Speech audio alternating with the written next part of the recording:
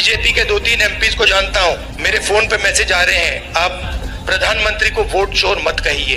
अब ये तीर जाके सीधी टारगेट पे लग। यहाँ पे तो भैया 6-6 साल के बच्चे बोल रहे हैं वोट चोर वोट चोर वोट चोर, नारा बन गया है। बीजेपी के मैं भी बीजेपी के 2-3 एमपीज को जानता हूँ। के अंदर जो राहुल गांधी है वो कहते हुए नजर आ रहे हैं कि वोट चोर वोट चोर।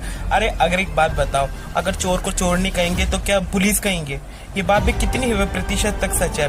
अब जब पूरा मामला घिर भुर के सामने आ चुका है और ये पूरा मामला जब देश की पब्लिक आम जनता जो है पूरी तरह जान चुकी है, तो उन सबको जानने के बाद जो बीजेपी के प्रति जो नेगेटिव इमेज बनी हुई है इस समय, और ये जो नेगेटिव इमेज है, असली जब सच का पर्दाफाश होता है तभी इंसान की असलियत बाहर आती है। ऐसा जब पर्दाफाश हो रहा है तो इसमें राहुल गांधी कहते हुए दिख रहे हैं कि मुझे कुछ एमपी और एमएलए का फोन आता है कि वो मुझे कहते हैं कि आप ना मोदी जी को वोट चोर मत बोलो, वोट चोर मत बोलो। अरे मैंने उनसे पूछा, बोले कि आप एक बात बताइए, जो वोट चोर है तो उनको क्या बोलेंगे? फिर सीधी बात आप खुद ही बताओ।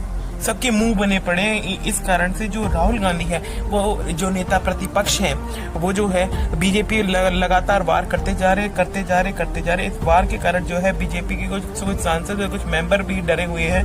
वो कह रहे हैं कि ये काफी हद तक एक गलत स्थिति जो है पैदा हो रही है और हम पे जो इल्जाम लगाए जा रहे हैं गलत है। लेकिन एक बात देखिए, जो रिटर्न में जो भी चीजें सामने आई, जो भी सच सामने आया है, ये इलेक्शन कमीशन ऑफ इंडिया के द्वारा जो भी फ्रॉड किया गया है, वो जब सामने आया तो उसके बारे में जो सच बाहर निकल के आया है, उसके बारे में तो कोई बोल ही नहीं रहा। अब राहुल गांधी का एक बार ये छोटी सी क्लिप देखिए।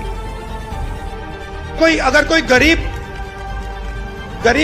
व्यक्ति बीमार हो जाए, सरकार की जिम्मेदारी होती है कि हमारा नागरिक है, हमारे देश का नागरिक है, इसकी रक्षा, इसकी प्रोटेक्शन, इसके स्वास्थ्य की प्रोटेक्शन हमें करनी है ना?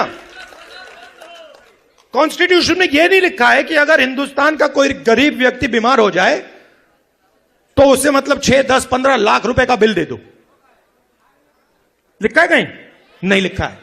प्राइवेट स्कूल अस्पताल बंद हो, एक समान शिक्षा नहीं, वो देखिए, मगर मैं उससे पहले एक सवाल पूछ रहा हूं। प्राइवेट अस्पतालों की लिस्ट निकालिए। ये बड़े बड़े अस्पताल हैं जहां आप लोग जाते हो, जहां आपके जेब से लाखों रुपए निकलता है। इनके मालिकों की लिस्ट निकालिए और मुझे वहां दिखा दीजिए दलित कौन है, आदिवासी कौन है, पिछड़ा कौन है, अति पिछड़ा कौन है, नाम दिखा दो।